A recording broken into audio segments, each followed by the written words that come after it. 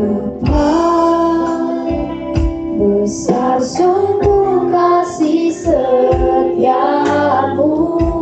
nyata sungguh perlindungan, nyata sungguh perlindunganmu. Tak satu kuasa mampu pisahkan aku dari kasih-Mu. Bapa,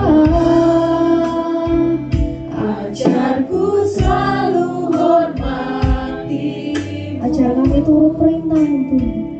Ajarku turut perintah-Mu, berikanku hati untuk penyembah-Mu dan bersyukur setiap waktu, seperti Bapa sayang anaknya, demikianlah Engkau mengasihiku.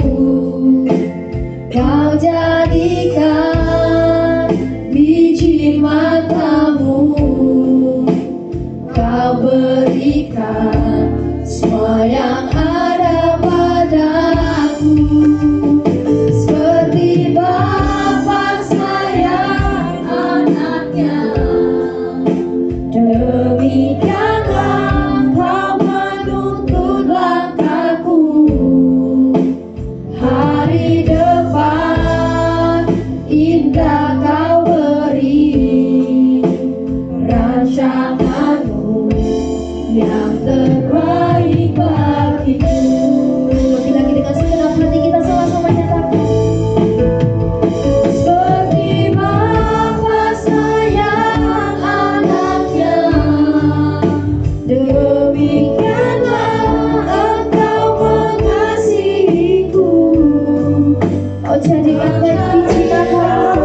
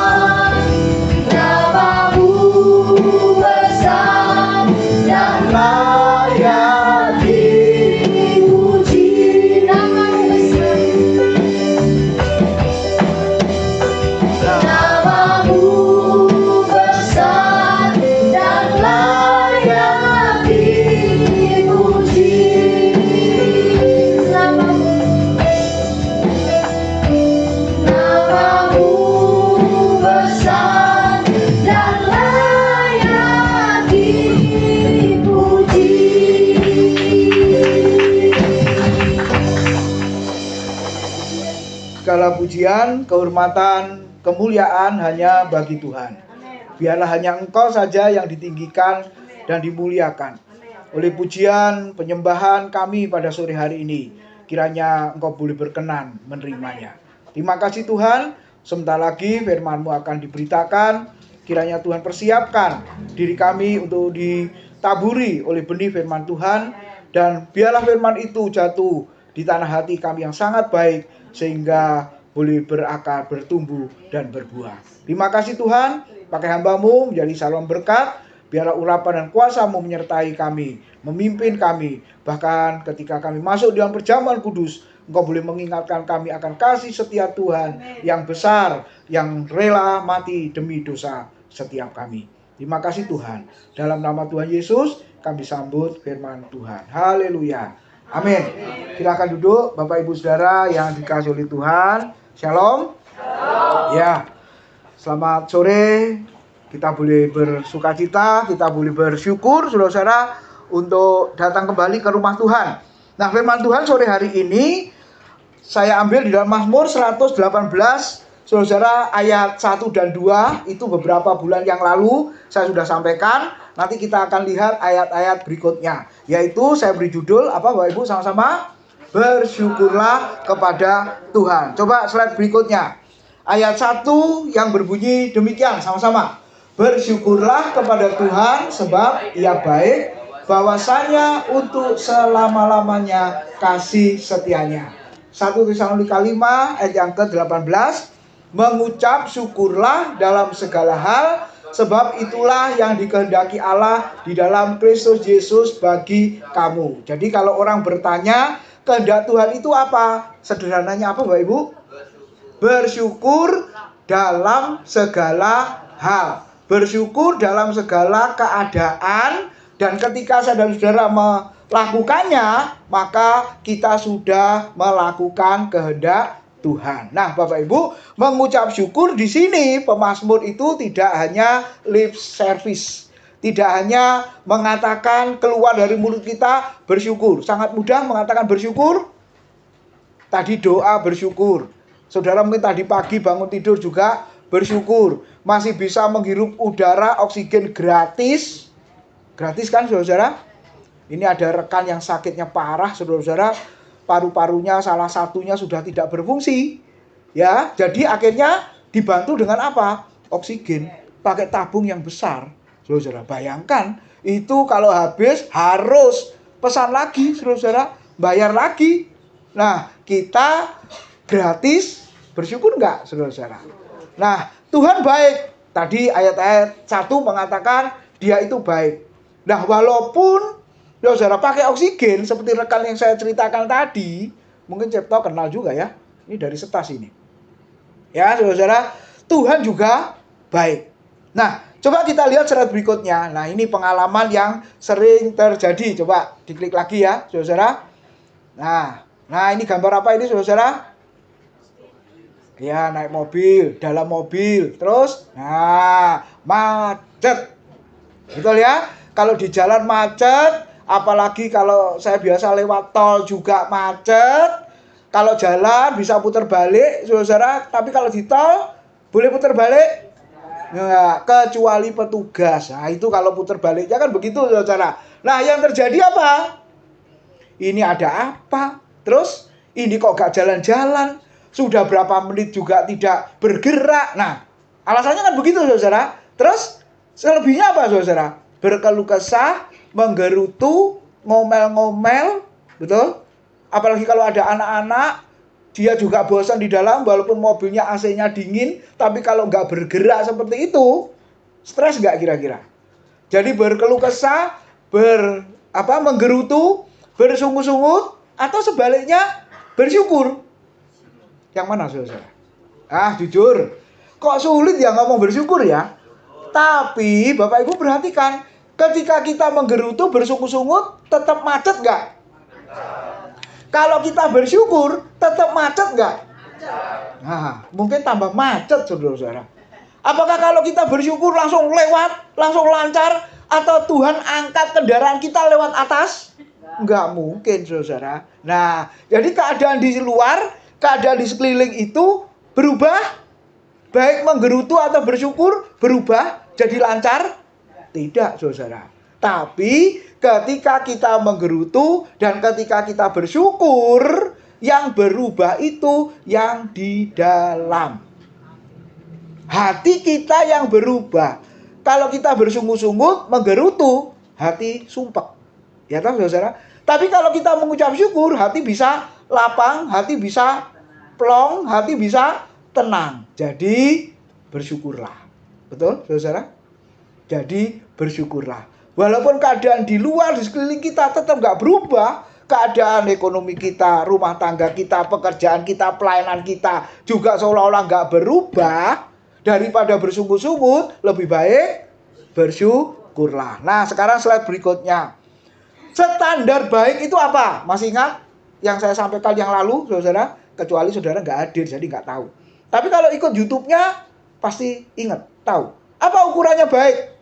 Saudara dikatakan baik, suami dikatakan baik sama istri, kemudian istri dikatakan baik sama suami, orang tua dikatakan baik sama anak-anak, anak-anak dikatakan baik sama orang tua, tetangga juga dikatakan baik oleh saudara. Itu ukurannya apa? Standarnya apa?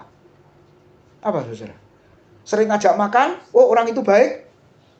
Ayo, berani ngomong tidak baik, nggak diajak makan lagi, saudara. Diajak jalan-jalan, saudara mengatakan orang itu baik. Ayo, berani ngomong nggak baik, saudara pasti nggak akan diajak lagi jalan-jalan. Ya kan? Jadi ukurannya apa? Orang itu baik, kita menilai orang itu baik ketika ngajak makan kita, ngajak jalan-jalan, terus seringkali memberi bingkisan, entah kue atau apa. Betul, saudara? Kita punya tetangga yang begitu, seneng nggak kira-kira? Wah, tetangga ini luar biasa ya. Gitu ya. Tetangga 2 rumah dari saya, kemudian ada lagi punya pohon mangga, saudara. Nah, gitu ya. Pohon mangga di sebelah sudah ditebang lama, apalagi punya saya, tebang lama. Kenapa? Karena waktu itu daunnya banyak, nggak ada buahnya. Saya kesel. Kalau Yesus saja mengutuk pohon ara yang daunnya banyak, nggak ada buahnya. Kalau saya nggak kutuk, saudara, tapi saya potong. Kenapa? Saya capek nyapu daunnya, rontok. Ya toh? Nah, 2 tetangga itu kalau musim mangga itu selalu memberi. Dan mereka memberinya itu enggak kedor pintu, enggak, saudara, langsung dicantol gitu. Karena sejak Covid itu kan selalu ada cantolan toh rumah Bapak Ibu, betul? Jadi kalau ada paket atau makanan kan selalu diletakkan di situ. Loh, tiba-tiba kok ada mangga ini? Oh, pasti ini tetangga sebelah. Lalu berapa hari kemudian lo ada lagi? Oh, berarti tetangga sebelahnya. Nah, saya mengatakan tetangga itu baik. Tapi puji Tuhan, tetangga yang baik itu sekarang sudah pindah. Jadi nggak tahu apakah penghuni yang baru nanti tetap melestarikan tradisi kalau mangganya udah masak kemudian dikirim. Saya nggak tahu, saudara. Nah, yang di sebelah, wah ini yang ngeselin, saudara-saudara. Pohon mangganya tinggi, ya, daunnya banyak, selalu rontok, dan saya yang nyapu. Kenapa? Kalau tidak disapu, saudara, apa yang terjadi? Kena angin ke depan halaman rumah saya. Lalu yang sebelahnya lagi nyapu, saudara, karena yang di sebelahnya kan nggak ada pohon mangganya, ya hanya pohon mangga di sebelah saya ini. Nyapu, saudara. Tapi ketika nyapu, daunnya tidak langsung dibuang ke tempat sampah atau di balik tembok, karena rumah saya itu kan ngadep tembok, saudara. Itu tanah kosong, nah biasanya sampah-sampah daun itu dibuang di sana. Nggak dibuang di balik tembok, tapi dikumpulin, Bapak Ibu. Dikumpulin. Dah, ini kenapa nggak sekalian dibuang gitu loh? Saya seneng dia nyapu, tapi kenapa kok nggak langsung dibuang, malah dikumpulin? Nah, ini masalah. Kalau dikumpulin kena angin, iya, ke tempat saya lagi. Nah, akhirnya saya baik hati, saudara. Baik hatinya apa? Ketika dia nyapu, langsung saya ambil cikrak, lalu saya cikrak, lalu saya buang. Dia juga tahu, wah ini kerjasama yang baik. Saya yang nyapu, Pak Widodo yang nyikrak, katanya. Saudara, itulah, ya. Saya mengatakan dia juga baik, tapi setengah baik ya, hanya nyapu tapi tidak buang kotorannya. Ketika orang mengatakan baik, nah seperti gambar itu Bapak Ibu, yang baik yang mana itu? Yang di atas apa yang di bawah? Yang di atas ya, kenapa? Karena yang di atas menolong orang yang di bawah. Ya, orang yang sedang terpuruk, orang yang sedang jatuh, kemudian ditolong, diangkat, ditarik. saudara-saudara. Nah, orang yang di bawah pasti menilai, wah kamu itu baik. Kenapa? Karena engkau sudah menolong. Nah, pertanyaannya Bapak Ibu, pernah enggak manusia itu jadi tidak baik? Pernah enggak manusia itu jadi monster? Ketika apa, saudara? Ketika yang biasa sering ngajak makan, enggak jadi makan. Lalu kita yang sering diajak makan berkata apa? Kamu kok jadi pelit plus medit.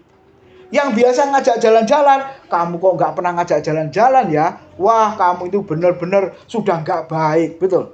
Sama seperti seorang anak ya. Ini tadi Kesia ya? Ya, Cip.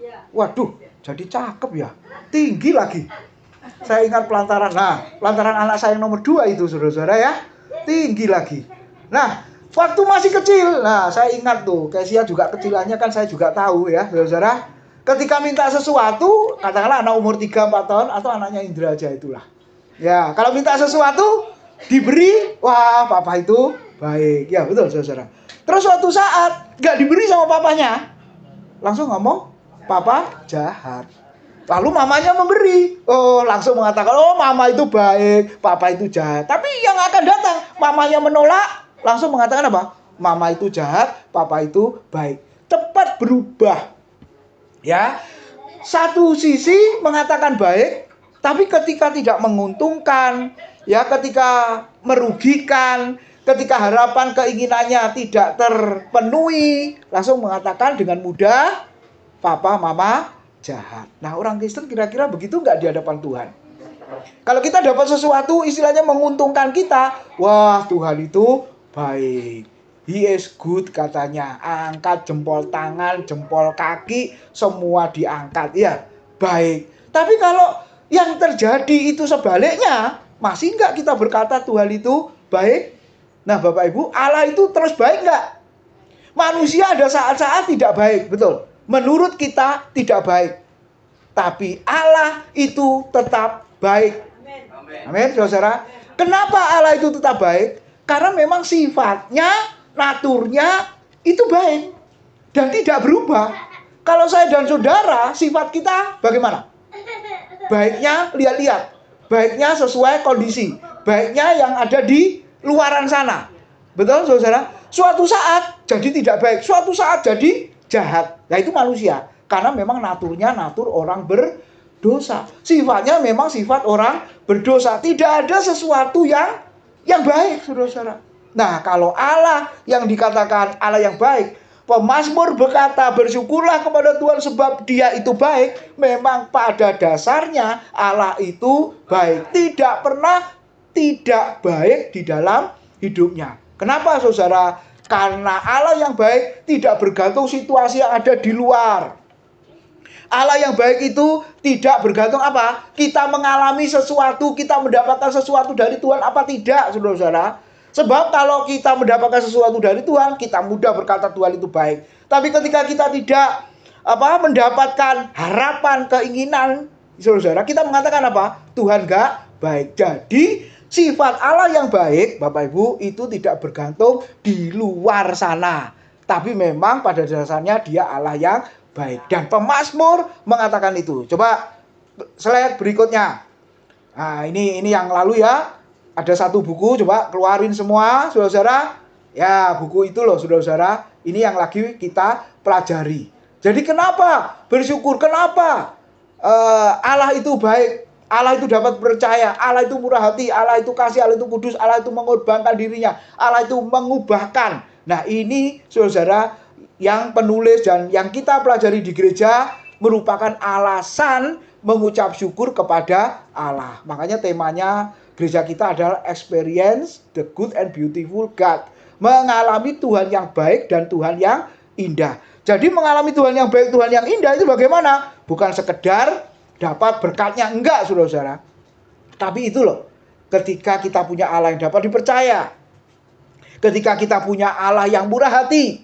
Ketika kita punya Allah yang kasih. Ketika kita punya Allah yang kudus. Ketika Allah yang sudah membuktikan dengan apa? Pengorbanan dirinya. Dan yang penting apa? Allah itu baik ketika Allah itu sudah mengubahkan hidup kita, saudara. Yang tadinya orang jahat jadi orang benar, orang najis jadi orang kudus, ya Bapak Ibu, yang tadinya hamba dosa menjadi anak-anak Allah. Nah, itulah yang disebut kebaikan Tuhan yang saya dan saudara harus alami. Nah, sekarang berikutnya, apa alasan bersyukur? Nah, ini yang kita pelajari ya, ayat yang kelima. Jadi Daud pemazmur mengatakan apa? Dia bersyukur, bersyukurlah kepada Tuhan sebab itu baik, bahwa untuk selamanya kasih setianya. Kita sudah pelajari yang lalu. Ini masih pendahuluan ya Bapak Ibu ya. Mengingat review yang lalu dan sekarang kita renungkan ada 2 atau 3 Bapak Ibu. Alasan pemazmur bersyukur apa? Selain Allah itu baik. Yang kedua di sini apa? Karena Tuhan itu, Allah itu memberi kelegaan. Coba ayat yang kelima dikatakan sama-sama. Dalam kesesakan aku telah berseru kepada Tuhan. Tuhan telah menjawab aku dengan memberi kelegaan. Apa arti kelegaan? Perasaan atau keadaan yang membuat seseorang merasa lebih santai, nyaman, dan bebas dari tekanan atau bebas dari kecemasan. Itu artinya lega. Coba kadang-kadang doa kita gimana? Ketika dalam kesesakan, saya dan saudara berseru kepada Tuhan, terus kita mengharapkan Tuhan menjawab apa? Apakah seperti ini? Biasanya apa saudara? Dalam pergumulan aku berdoa kepada Tuhan, aku berseru kepada Tuhan, terus saudara ingin Tuhan lakukan apa? Saudara ingin jawaban doanya seperti apa? Loh, kok diem? Ada orang nggak ini saudara? Kira-kira? Ya, contoh yang sederhana itu apa ya? Ya, sakit aja sakit. Waduh, saya lagi sedih nih, ada 2 jemaat, 2 ibu, kakak beradik, kanker, saudara, kanker payudara, sama lagi, aduh, gitu ya. Waduh, gimana ya, sudah dioperasi, gitu ya. Lalu, gimana saudara? Doanya gimana? Tuhan, kanker stadium sekian. Terus, kemarin rapat, salah satunya cerita, karena salah satu pengurus ya, Bapak Ibu Saudara, tetap bersyukur Tuhan itu baik. Walaupun tidak mengalami mujizat, gak jadi operasi atau kankernya hilang, tetap Tuhan itu baik. Tetap aku bersyukur. Ya, jadi bagian anggota tubuhku hilang, aku tetap bersyukur Tuhan itu baik. Tubuh ini memang fana. Toh kalau mati pun kembali kepada debu tanah. Itu jawaban yang menghibur saya. Jemaat itu tidak berkata, Tuhan itu baik, buktinya apa? Dalam nama Yesus ditengking-tengking penyakit kankernya gitu supaya minggat gitu ya. Enggak Bapak Ibu. Nah ini sampai kadang-kadang kita kan berpikirnya begitu ya. Tuhan lakukan segala sesuatu, aku berseru kepada Tuhan minta tolong supaya Tuhan lakukan mujizat. Ternyata enggak Bapak Ibu. Ya, enggak. Bahkan sudah berdoa, ya sudah. Tuhan menjawab dengan memberi kelegaan. Maksudnya apa? Ya, ikut anjuran dokter, ya dioperasi, habis itu kemo, ya dan lain sebagainya. Ya sudah, nggak apa-apa. Tetap melayani Tuhan. Habis operasi, langsung muncul di gereja. Loh, katanya kemarin operasi. Ya sudah saya doakan ya, karena nggak boleh di rumah sakit. Enak kalau punya jemaat yang begitu. Melarang pendetanya besuk rumah sakit. Seneng toh? Oh, saya sangat seneng, saudara. Nggak nambah kerjaan saya itu ya. Sudah, Pak Tim nggak usah ke rumah sakit. Duh, dilarang, saudara. Dan nggak boleh ngomong sama jemaat yang lain. Sebab kalau ngomong jemaat yang lain nanti jemaat besuk semua, aku tidurnya kapan? Bener loh, kadang-kadang orang besuk itu ganggu. Tanyanya juga pertanyaan yang sama. Lalu ketika dijawab, dijelaskan, orang lain tanya yang sama, betul nggak? Ini gejalanya apa sih? Loh, kemarin sudah jelasin atau tadi sudah jelasin, cerita lagi, kesel nggak kira-kira? Kalau yang lalu saya cerita, ada jemaat juga mau ke rumah sakit, boleh jam besuk ini. Nggak usah Pak Tim, Bapak sedang tidur. Loh, mau dibesukin jawabannya tidur. Nanti aja kalau pulang sampai rumah, saya beritahu. Ternyata sudah sampai rumah, berapa bulan nih? 2 bulan nih kayaknya. Sudah di rumah 2 bulan, orangnya juga enggak ngomong. Pak Tim sudah di rumah, silakan besuk. Ya enggak itu, berarti artinya apa? Tidak mau dibesuk. Ya wes, saya senang kalau semua jemaat kayak begitu. Tapi enggak semua begitu, saudara.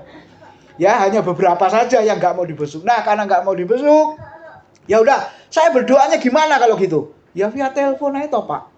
Gampang tuh Pak Tim, nggak perlu transport repot-repot ke rumah sakit. Saya tanya rumah sakit mana aja nggak diberitahu kok. Jangan sampai dia ngomong rumah sakitnya di surga. Wah, celaka. Saya kan mesti ke surga nanti, saudara-saudara ya. Ya sudah, via telepon gitu ya. Nah, nanti Rabu ini juga mau operasi, Kemisnya operasi, nanti Rabu juga saya akan telepon. Nah, Bapak Ibu, dari dua ini saya berkesimpulan persis seperti yang dialami oleh Daud. Dalam kesesakan aku telah berseru kepada Tuhan dan Tuhan telah menjawab aku dengan memberi kelegaan. Ada perasaan santai, nyaman, nggak stres. Nah, itu kuncinya, saudara. Jadi bukan minta supaya Tuhan menjawab sembuh, ya, mengalami mujizat. Enggak, Bapak Ibu. Tetap sakit, enggak apa-apa. Asal hatiku bersuka cita. Bisa begitu, Bapak Ibu? Langkah loh, saudara-saudara. Ya, saya bersyukur sudah ngajar puluhan tahun. Akibatnya jemaatnya ngerti begitu. Saya senang, saudara. Tapi apakah semua punya jawaban begitu? Ya enggak, Bapak Ibu. Ya, tidak punya jawaban begitu. Tapi paling tidak yang saya lihat ini, wah, ini luar biasa ya, saudara. Tuhan beri kelegaan. Dia tetap Allah yang baik.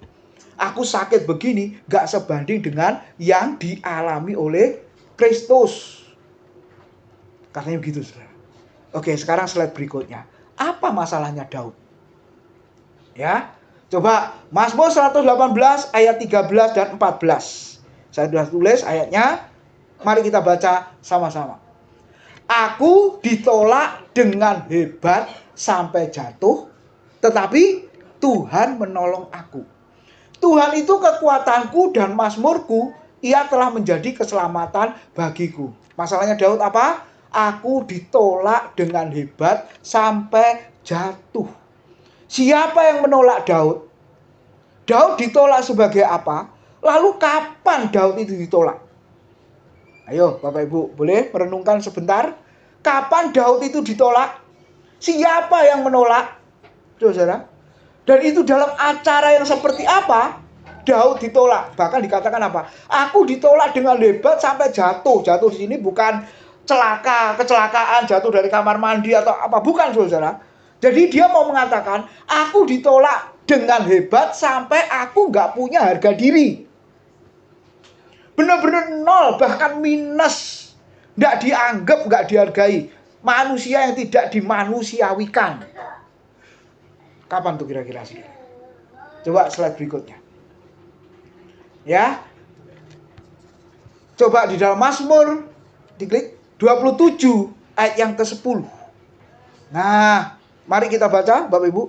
Mazmur 27 ayat yang ke-10 sama-sama. Meskipun ayahku dan ibuku meninggalkan aku, namun Tuhan menyambut aku. Meskipun musuh di depanku. Itu benar ada musuhnya nggak? Loh, nggak tahu saudara. Meskipun, walaupun, nah ini anak-anak remaja ini yang sudah sekolah ya. Meskipun atau walaupun, itu kata apa itu? Ya, pengandaian toh, belum terjadi kan? Meskipun musuh di depanku. Terus? Rintang. Nah, kalau nyanyi saudara tahu ya, saudara ya. Meskipun musuh di depanku, walau 1000 rebah di sisiku, ya lari 1000 saudara soalnya. Kita hanya satu orang, ya kan? Nah, itu kan pengandaian. Seandainya ada 1000 yang mengepung kita, walaupun meskipun ada musuh. Nah, musuhnya ada apa enggak? Enggak ada. Itu pengandaian Bapak Ibu. Tapi King James menerjemahkan when itu ketika.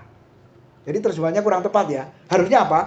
Ketika ayahku dan ibuku meninggalkan aku, namun Tuhan menyambut aku. Ketika dikatakan ketika ayahku dan ibuku meninggalkan aku, berarti pernah ditinggalkan? Sudah ditinggalkan? Sudah, saudara. Walaupun papa mamaku meninggalkan aku, namun Tuhan menyambut aku. Nah, kata meninggalkan ini menarik, saudara. Bukan sekedar meninggalkan kayak saudara punya anak-anak di rumah, saudara tinggalkan toh. Papa mama ke gereja dulu ya. Betul? Tapi saudara balik nggak? Balik. Karena ada anakmu di rumah yang kau tinggalkan untuk sementara. Tapi kata meninggalkan di sini King James menerjemahkan apa? For second. Itu artinya apa? Meninggalkan, mencampakkan, menelantarkan, yang berarti apa? Ayah ibunya Daud meninggalkan Daud tanpa niat kembali.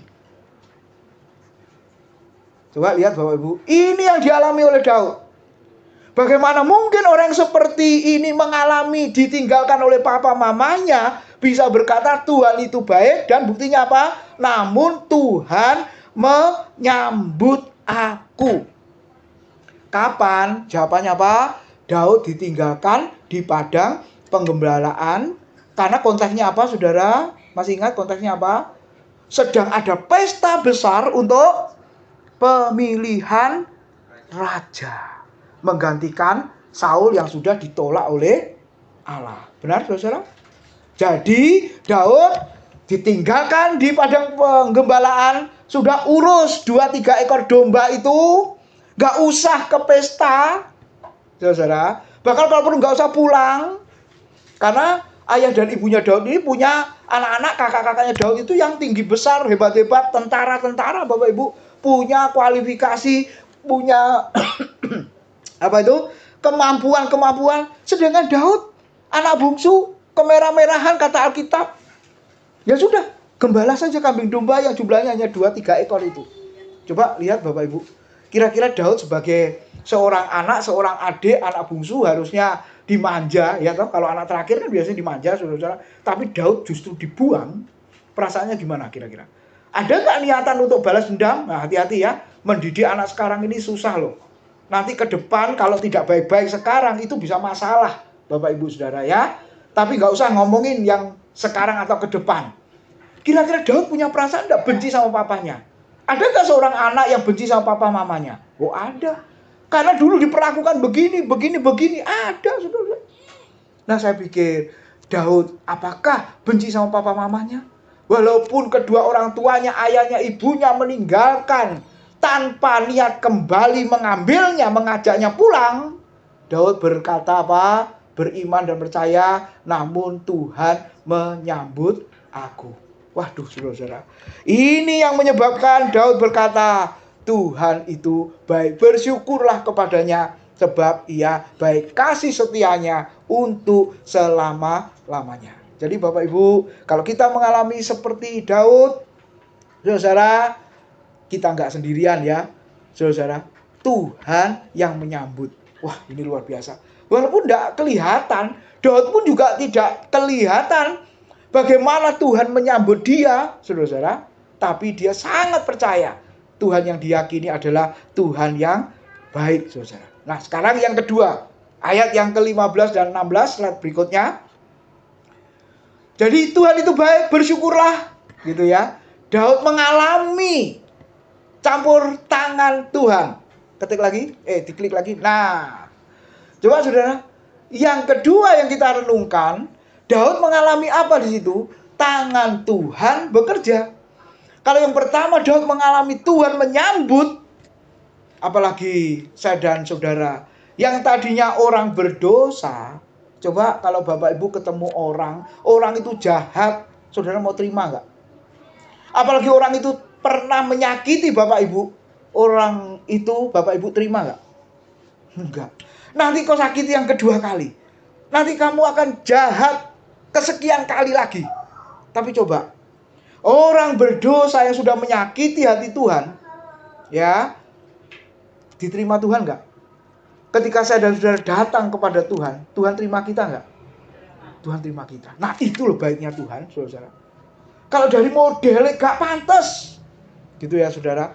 Bahkan Yesus mengatakan apa? Di Yohanes 1 ayat yang ke-11.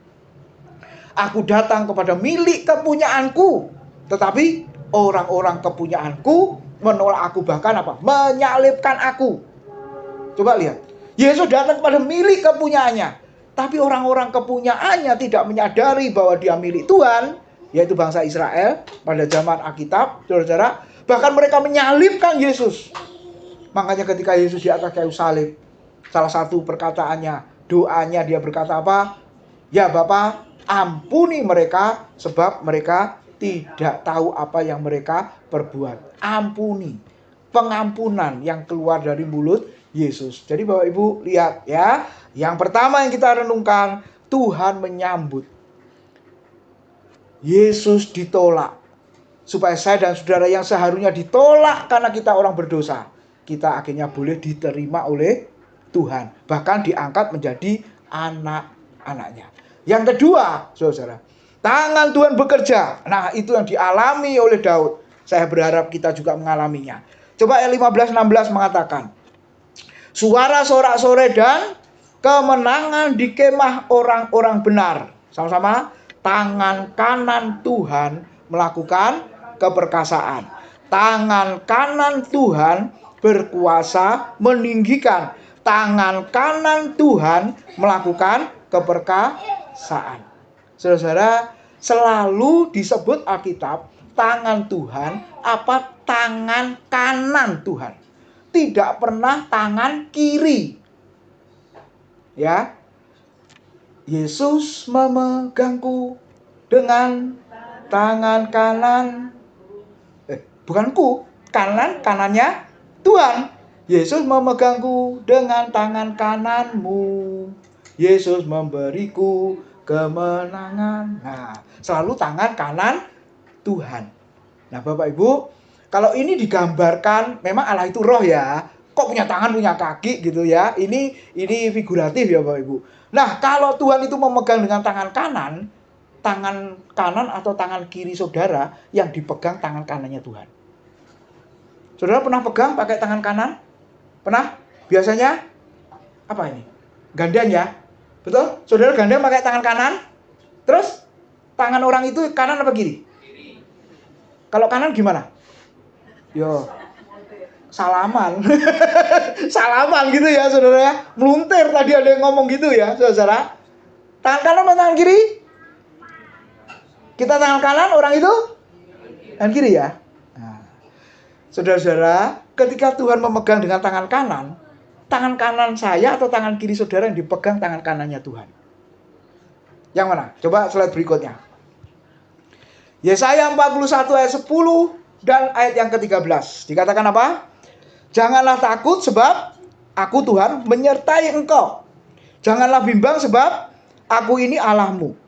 Aku akan meneguhkan bahkan akan menolong engkau. Sama-sama, aku akan memegang engkau dengan tangan kananku yang membawa kemenangan.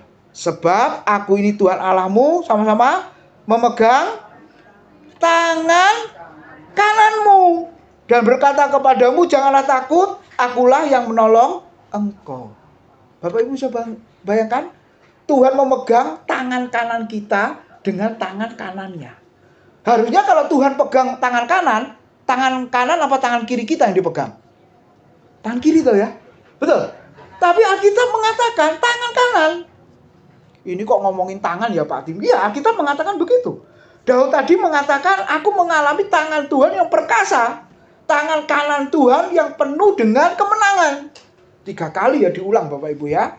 Nah berarti gambarannya apa? Coba. Tangan kanan Tuhan memegang tangan kanan saya dan saudara. Bisa bayangkan enggak? Salaman? Ya, tangan kanan sama tangan kanan toh, Bapak Ibu. Coba, Bapak Ibu bisa bayangkan enggak? Tangan kanannya Tuhan memegang tangan kanan kita. Kalau tangan kiri kita wajar menggandeng, betul ya? Saudara.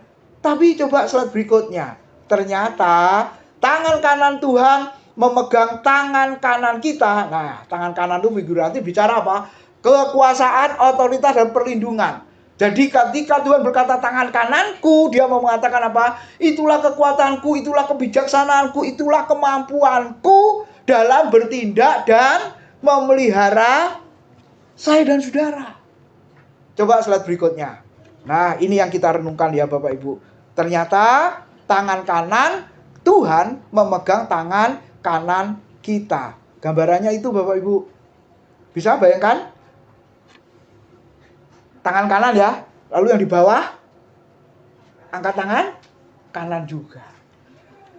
Mazmur 103 ayat 4 mengatakan apa? Dia Tuhan yang menebus hidupmu dari lubang kubur, yang memahkotai engkau dengan kasih setia dan rahmat. Bapak Ibu, orang yang berdosa digambarkan seperti orang yang masuk ke dalam lubang kubur. Ini bukan kuburan keputih, kembang kuning itu ya, Bapak jerawat, bukan. Tapi yang dimaksud lubang kubur di sini adalah kebinasaan, kematian kekal, kematian yang mengerikan, saudara-saudara. Jadi saya dan saudara, yang tadinya orang berdosa itu bagikan kita masuk terjebak ke dalam lumpur.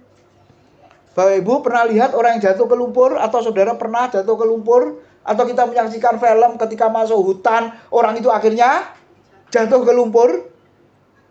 Walaupun dia terus bergerak, ya tambah masuk ke dalam.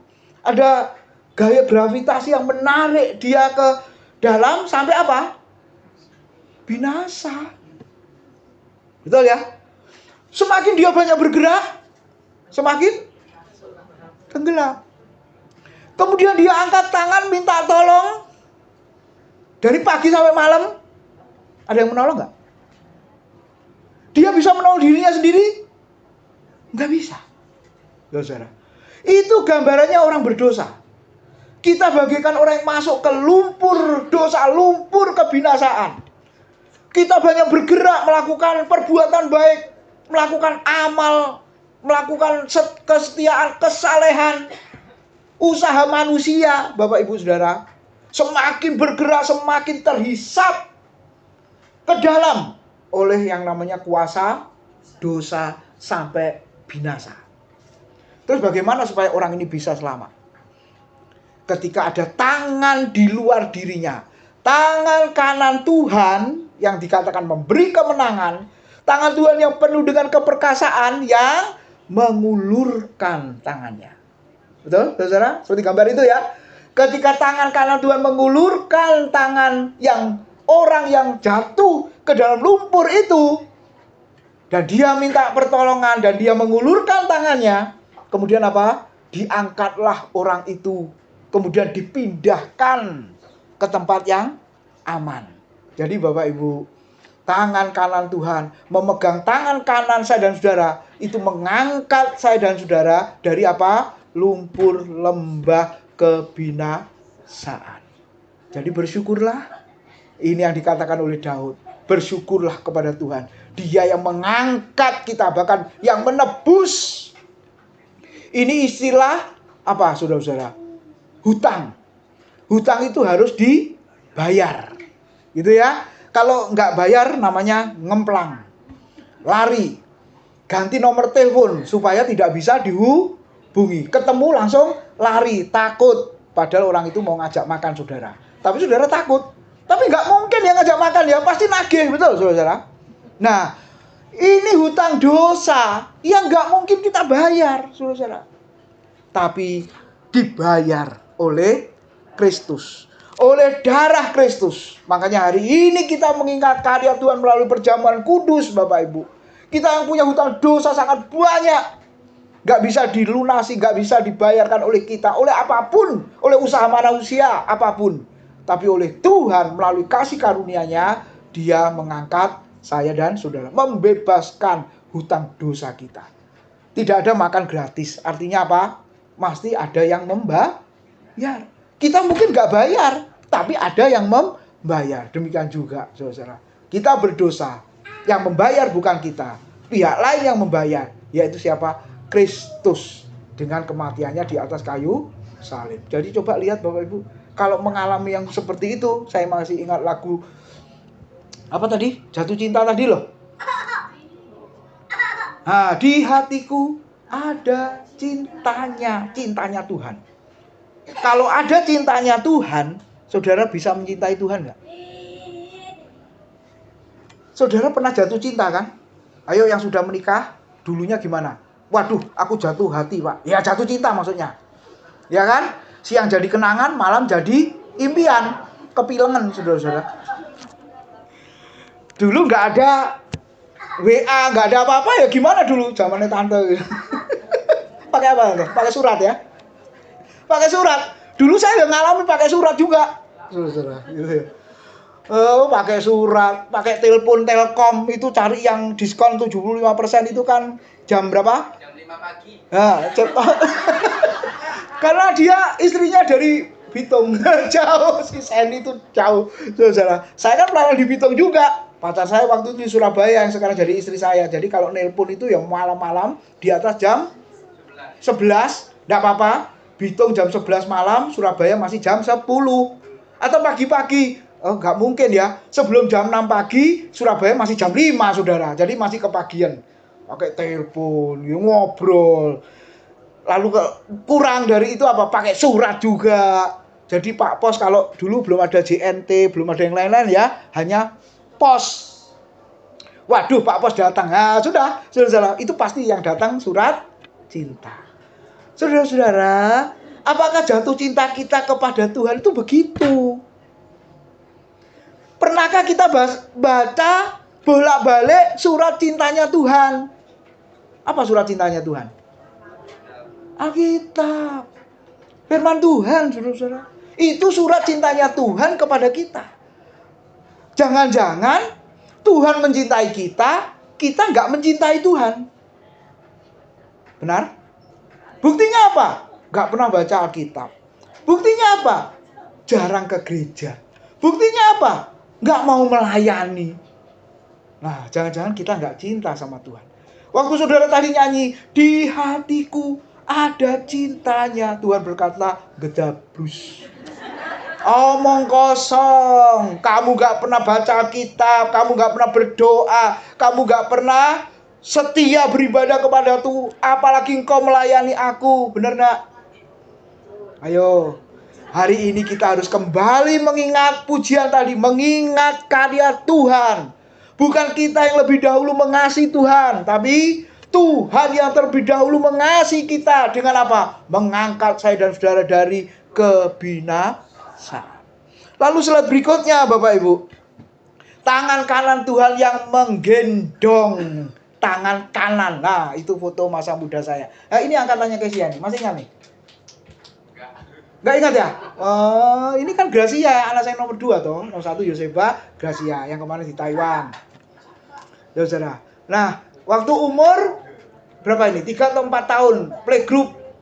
Waktu sekolah playgroup di IPH. Saya yang antar karena waktu itu istri kan kerja. Saya yang antar jemput Bapak Ibu. Jadi ceritanya kalau saya antar, seneng-seneng diantar. Tapi setelah saya tinggal, nangis. Ya kan? Nangis. Kenapa kok kamu nangis? Takut katanya. Kalau sekarang malah nakut-nakutin saya, saudara ya. Dia sudah jalan kemana-mana itu ya, saudara. Ya oke lah, saya gendong. Saya peluk. Jadi tangan kanan saya kena tangan kanannya dia kan? Saudara? Ya, betul ya? Habis itu sama gurunya juga. Waduh, guru playgroup itu aduh minta ampun saudara. Sabarnya ya. Saya masih ingat ada miss-nya di situ. Oh, sabar sekali. Sudah Pak sama saya Pak. Oke, digendong. Sudah diem. Saya mau tinggal dia kelas ke lantai 2, nangis lagi saudara. Sudah Pak, biarin aja Pak, sama saya saja. Nah, Bapak Ibu, ketika tangan kanan Tuhan memegang tangan kanan kita, bagaikan seorang bapak yang menggendong anaknya seperti gambar di sebelah. Gitu ya. Bapak Ibu menyadari itu enggak? Bukankah kadang-kadang kita ini seperti anak kecil tadi? Takut, khawatir, gelisah. Nah, itulah hidup saya dan saudara. Tapi bersyukur, itu yang dialami oleh Daud. Tangan kanan Tuhan yang penuh dengan keperkasaan memegang tangan kanan saya dan saudara. Gitu ya. Ya sekarang udah gede ya, umur 19 tahun. Ini liburan, ada di rumah. Nanti akhir bulan ini ke Xiamen, Bapak Ibu. Ya, ke Cina. Cece-nya juga pulang, nanti balik lagi. Malah perginya jauh-jauh, saudara-saudara. Sebelum ke sini, ke Jakarta dulu seminggu. Ngapain? Jalan-jalan. Loh, Papa nyusul? Gak usah, gak perlu nyusul. Ngirit katanya gitu, saudara ya. Ya sudah. Nah, Bapak Ibu, dulu waktu kecil ke Surabaya selalu minta antar terus. Ini belajar motor juga nih sekarang. Kemarin kan kami ke Gorontalo 8 hari ya. Kamu kemana aja nak? Dia punya SIM juga soalnya saudara. Jadi naik motor itu ke sana kemari. Wah lebih berani saudara-saudara. Gitu ya. Dari cece-nya. Nah Bapak Ibu. Ketika Tuhan menggendong kita. Harusnya kita merasa aman. Kita merasa tenang, kita merasa sukacita. Itu Tuhan kita, saudara. Ya, itu Tuhan kita. Lalu yang berikutnya, ini yang luar biasa ya, slide berikutnya. Nah, ini penghiburan dan sukacita kita. Kita semakin tua nggak? Ada yang semakin muda? Nggak ada, saudara-saudara. Saya aja udah kayak begini nih. Ya, ini penghiburannya. Sama-sama. Sampai masa tuamu, aku tetap dia. Dan sampai masa putih rambutmu, aku menggendong kamu. Aku telah melakukannya dan mau menanggung kamu terus. Aku mau memikul kamu dan menyelamatkanmu. Kamu ini siapa? Tuhan. Coba perhatikan kata menggendong. Sustain itu artinya apa, saudara? Menopang, mengalami, menahan, menyokong, meneruskan, menderita, menyangga, membenarkan. Jadi bukan sekedar digendong begitu saja, tapi apa? Menahan, menyokong, bahkan ikut menderita. Pernah punya anak kecil kan? Kalau sakit, Gracia anak saya itu sakit-sakitan waktu kecil, saudara-saudara. Sehat seminggu, 3 minggu sakit. Selalu begitu. Sebelum operasi jantung itu, Bapak Ibu. Istri saya berkata sambil nangis, apalagi masih bayi kan, umur 3 bulan, 4 bulan itu. Kamu sakit apa? Pilek, masa ngomong gitu umur 3 bulan? Enggak toh? Lebih baik mama aja yang sakit, gak usah kamu. Mama aja yang merasakan sakit, gak usah kamu. Gitu loh, saudara. Jadi seorang ibu, seorang mama ikut merasakan sakit anaknya. Karena anaknya gak bisa ngomong sakit apa, pokoknya nangis terus. Nah, Bapak Ibu Saudara, Tuhan ketika kita mengatakan, aku menggendong kamu sampai tua, sampai masa putih rambutmu, sampai kita kembali pulang ke rumah Bapa di surga, Tuhan ikut menderita bersama dengan kita. Apa yang kita rasakan, dirasakan oleh Tuhan. Sama seperti seorang ibu, seorang mama yang merasakan penderitaan anaknya. Bapak Ibu menyadari itu?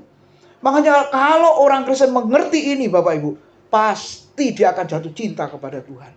Karena benar-benar cintanya itu ada dalam hatinya. Bukti cintanya itu sudah dinyatakan. Dan dia mengalami cinta Tuhan. Tuhan yang baik dan Tuhan yang indah itu.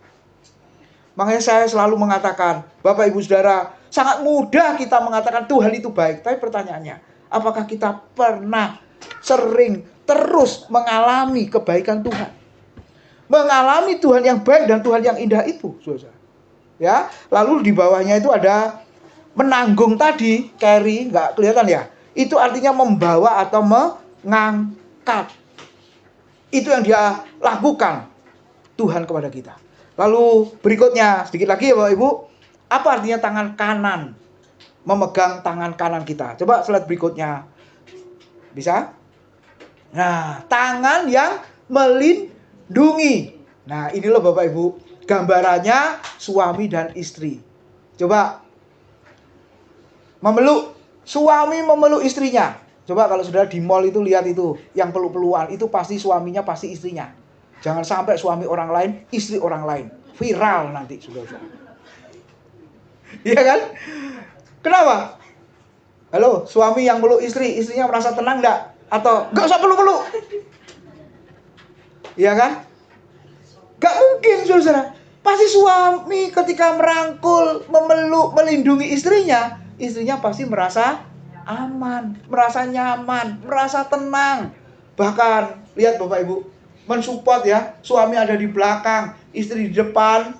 Ketika lagi gagal, punya masalah, punya pergumulan, istrinya, suaminya berkata apa? Ya wes, pisah aja, aku cari lagi. Enggak, saudara-saudara. Tapi justru dia support, dia dukung. Nah, tangan kanan Tuhan, memegang tangan kanan kita adalah tangan Tuhan yang melindungi, mensupport, merangkul, dan saya dan saudara merasa nyaman. Bapak Ibu, sadarkah itu? Dan kesimpulannya bagian terakhir, Bapak Ibu. Slide berikutnya. Nah, apa bukti kebaikan Tuhan? Tangan Tuhan yang sudah menolong. Betul? Tangan Tuhan yang berdoa untuk saya dan saudara. Tangan Tuhan yang memulihkan. Daun telinganya Malkus yang dipotong oleh Petrus itu waktu Yesus ditangkap. Daun telinganya jatuh ke bawah. Yesus menunduk dan ambil daun telinganya, kemudian dipasangkan kembali, saudara-saudara. Injil Lukas mencatat itu. Tangan Tuhan yang memulihkan. Dan yang paling akhir, tangan Tuhan yang menolong, tangan Tuhan yang berdoa, tangan Tuhan yang memulihkan itu, tangan Tuhan juga yang terpaku di atas kayu salib. Semua dia lakukan supaya saya dan saudara mengalami Tuhan yang baik dan Tuhan yang indah. Itu bukti bahwa dia mencintai kita. Apakah kita mau mencintai dia? Amin. Tuhan memberkati. Mari kita mempersiapkan diri untuk masuk di dalam perjamuan kudus. Bapak Ibu Saudara, saya mengundang pelayan perjamuan kudus untuk tampil ke